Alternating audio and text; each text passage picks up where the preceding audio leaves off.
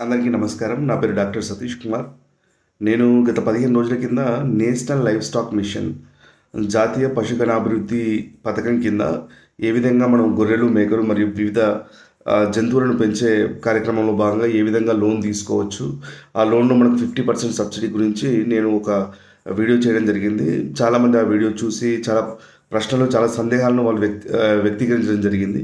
వాటిని కొంచెం నివృత్తి పరిచే భాగంలో భాగంగా మళ్ళీ ఒక వీడియో నేను చేస్తూ ఉన్నాను. ముఖ్యంగా చాలామంది ఏంటంటే ఆ వీడియోను పూర్తిగా, అది 15 నిమిషాల వీడియో, దాన్ని పూర్తిగా చూడకుండానే దానిలో చాలా విషయాలు చివరి వరకు వివరించాను. తెలవకుండానే చాలామంది ఏం కామెంట్ చేస్తున్నారంటే నేషనల్ లైవ్ స్టాక్ మిషన్ అనేది ఒక బోగస్, దీనివల్ల చాలామంది నష్టపోయారు, అండ్ ఇంకొకటి ఇది అసలు అప్లికేషన్స్ తీసుకోదు, ఇలాంటివి. ఎస్, అందులో తప్పకుండా కొన్ని ప్రాబ్లమ్స్ ఉన్నాయి.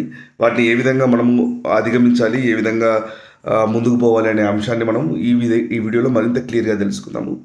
ముఖ్యంగా నేషనల్ లైవ్ స్టాక్ మిషన్లో మీరు అప్లై చేసినప్పటి నుంచి మీకు అప్రూవ్ అయ్యేలోపు దాదాపు 6 స్టెప్స్ ఉన్నాయి. ఈ 6 స్టెప్స్ని కనుక మనం క్లియర్గా అర్థం చేసుకుంటేనే ముందు మనకు ఎప్పుడు సబ్సిడీ పడుతుంది అనేది మనకు క్లియర్గా తెలుస్తుంది. చాలామంది ఇవి క్లియర్గా అర్థం చేసుకోకుండా ముందే లోన్లు తీసుకోవడము, లేదా ముందే గడ్డి పెట్టుకోవడము, ముందే జంతువులు తీసుకోవడం, ముందే షెడ్లు వేసుకోవడము, ఇలా చేసుకుని వాళ్ళు ఇబ్బందుల పాలవుతున్నారు.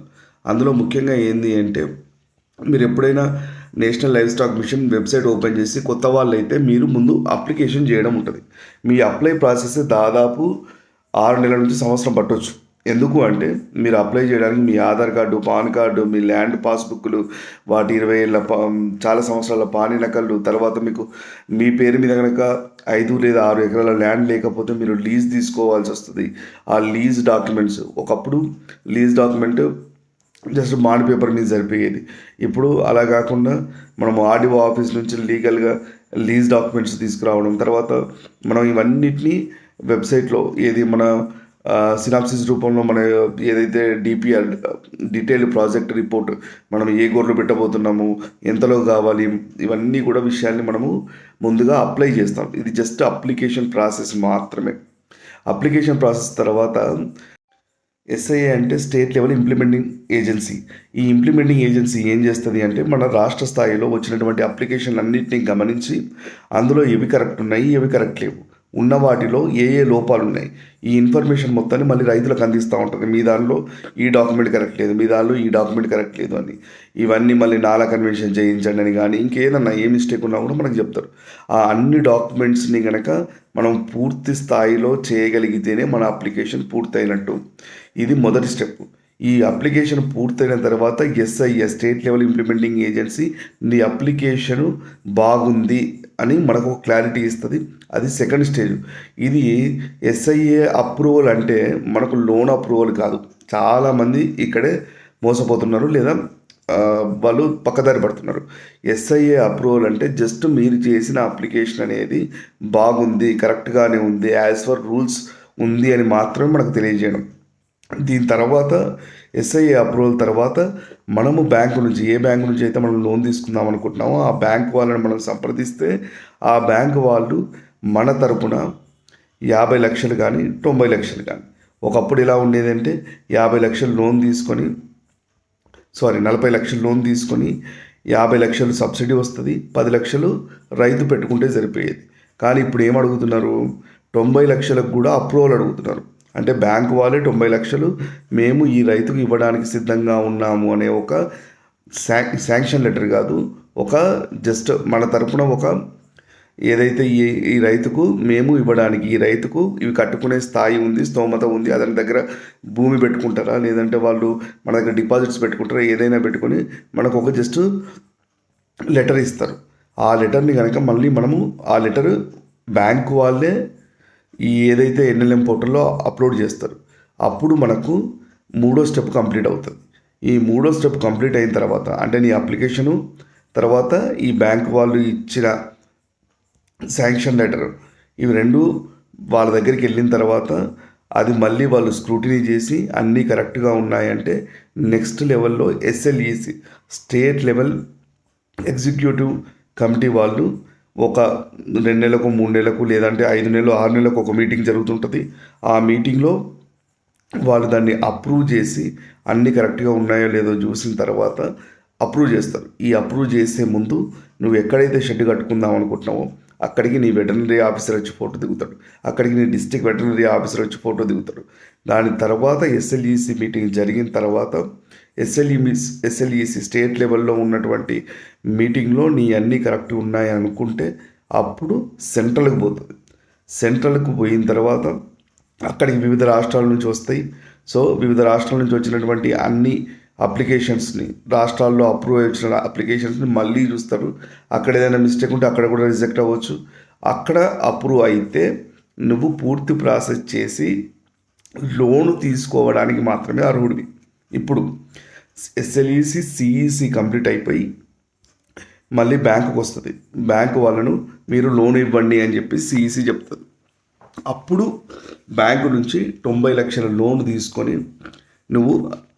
మనము ఏదైతే ఈ షెడ్ ఉందో ఈ షెడ్ నిర్మాణము, అదేవిధంగా ₹1,00,00,000 లోన్ అయితే 525 గొర్రెలు పూర్తిగా కొని, ముఖ్యంగా మనం ఏ వెరైటీ అయితే అక్కడ పెట్టామో, అంటే నెల్లూరు జుడిపి అని పెడితే నెల్లూరు జుడిపియే, నెల్లూరు బ్రౌన్ అని పెడితే నెల్లూరు బ్రౌనే, లేదా మీరు మేకలు అయితే మేకల్లో మీరు ఏ వెరైటీ అయితే పెట్టారో ఆ వెరైటీ, వీటన్నింటినీ కరెక్ట్గా చూసుకొని మళ్ళీ మనం అన్నీ కొని అన్నీ పెడితే షెడ్ కూడా మనం ఏదైతే వాళ్ళ నామ్స్ ఉంటాయి, అంటే షెడ్ ఇంత పరిమాణంలో ఉండాలి, గోదాం ఇంత పరిమాణంలో ఉండాలి, వర్కర్లు ఉండడానికి ఈ రూమ్లు ఉండాలి, వాటర్ ట్యాంక్ ఇలా ఉండాలి, వాటికి డ్రింకింగ్కు ఇలాంటి ఫెసిలిటీస్ ఉండాలి, ఇలాంటి గ్రాస్ కట్టర్స్ ఉండాలి, నువ్వు ఇంత ఏరియాలో నీకు గ్రాస్ ప్రొడక్షన్ చేసే ఏరియా ఉండాలి, ఇవన్నీ నామ్స్ ఉంటే తర్వాత ఈ 90 లక్షలతో నువ్వు పూర్తిగా కన్స్ట్రక్షన్ మరియు ఎనిమల్స్ని కొన్న తర్వాత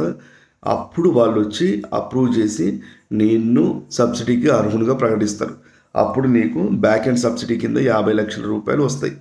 ఇందులో దాదాపు 5 లక్షల రూపాయలు ఎనిమల్స్ యొక్క ఇన్సూరెన్స్కి పోతాయి. దాదాపు 5 లక్షల రూపాయలు నీకు ప్రాసెసింగ్లోనే ఖర్చు అవుతాయి. అంటే మిగతా 40 లక్షల్లో నువ్వు కరెక్ట్గా చేసుకుంటే 35 నుంచి 40 లక్షల లాభం ఉండే ఛాన్స్ ఉంటుంది. కానీ ఎవరైతే రైతులకు ఓపిక లేదు, మేము వెంటనే ఒక యూనిట్ స్టార్ట్ చేద్దాం అనుకున్న వాళ్ళకి ఈ ఎన్ఎల్ఎం ప్రాజెక్ట్ అనేది సూట్ కాదు. ఎందుకు అంటే ఇది ఈరోజు చేస్తే రేపు అయ్యేది కాదు.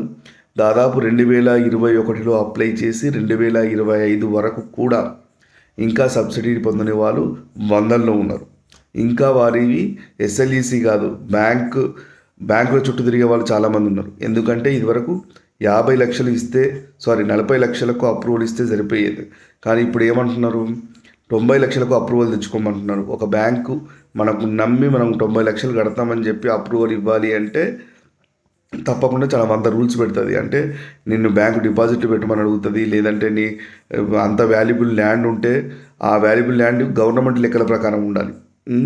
నీకు రోడ్డు పక్కకు ఉంది ₹1,00,00,000 పోతుంది అంటే కుదరదు. గవర్నమెంట్ లెక్కల ప్రకారం అది ₹1,00,00,000 విలువ చేయగలిగితేనే మనం 90 లక్షలకు ఒప్పుకుంటాడు.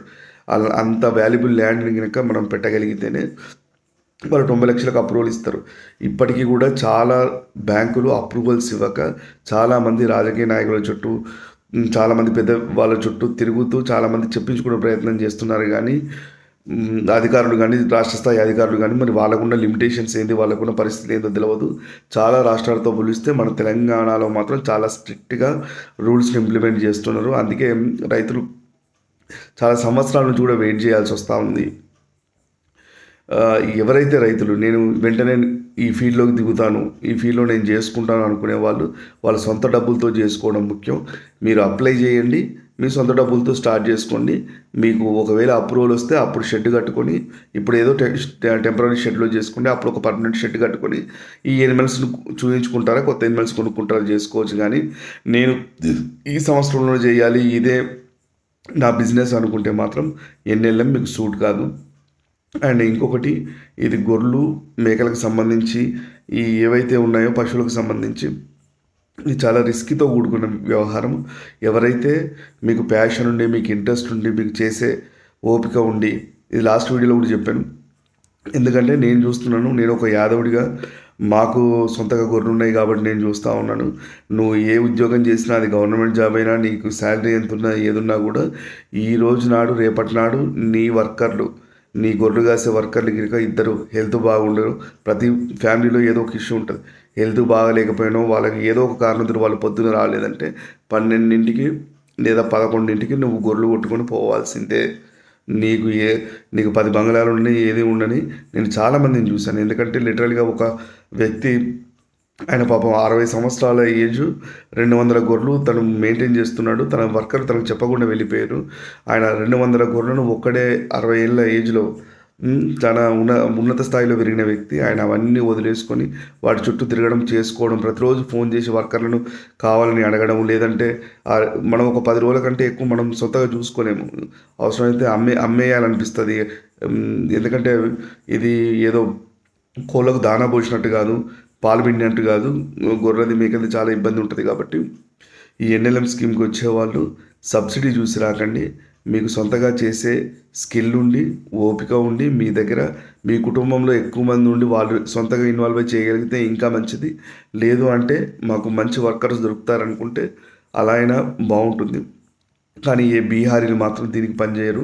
ఎందుకంటే ఇది డైరీ కాదు. డైరీలో వాళ్ళు పాలు పిండుతారు కానీ గొర్రెలు కాసే బీహారీలు కానీ వేరే స్టేట్ వాళ్ళు కానీ మనకు చాలా తక్కువ మంది దొరుకుతారు. వాటి తత్వాన్ని అర్థం చేసుకోవడం, అవి ఏది మేస్తుంది ఏది మేయట్లేదు ఇవన్నీ అర్థం చేసుకోవడం అనేది వేరే స్టేట్ వాళ్ళకి లేదా వేరే కులస్తులకు కూడా కొంచెం ఇబ్బంది. మీకు యాదవులే ఎక్కువ మంది అవసరం పడుతూ ఉంటారు. కల్చరల్గా వాళ్ళకి ఫస్ట్ నుంచి అలవాటు ఉంటుంది కాబట్టి ఇవన్నీ లోటుపాట్లు ఉన్నాయి. కాబట్టి ఎవరైతే ఎన్ఎల్ఎం స్కీమ్ కింద అప్లై చేసుకుందాం అనుకుంటున్నారో సిఈసి అయిపోయేదాకా మీకు సబ్సిడీకి అర్హులు కాదు. అప్పటిదాకా ఎటువంటి లోన్ తీసుకోకూడదు. సో ఇవన్నీ మీరు గుర్తుపెట్టుకొని ముందుకెళ్తారని ఆశిస్తున్నాను. ఇంకేదైనా డౌట్స్ ఉన్నా కూడా ఇప్పుడైతే ప్రస్తుతం ఎన్ఎల్ఎం వెబ్సైట్ ఎటువంటి కొత్త అప్లికేషన్ తీసుకోవట్లేదు. ఎందుకంటే వాళ్ళ దగ్గర ఆల్రెడీ పెండింగ్ అప్లికేషన్స్ చాలా ఉన్నాయి. ఇవి క్లియర్ చేసినాక తీసుకుంటారన్న ఇన్ఫర్మేషన్ ఉంది. మీరు ఎన్ఎల్ఎం రాష్ట్ర స్థాయి ఆఫీస్కి ఫోన్ చేసి అడిగినా కూడా ఇదే చెప్తారు.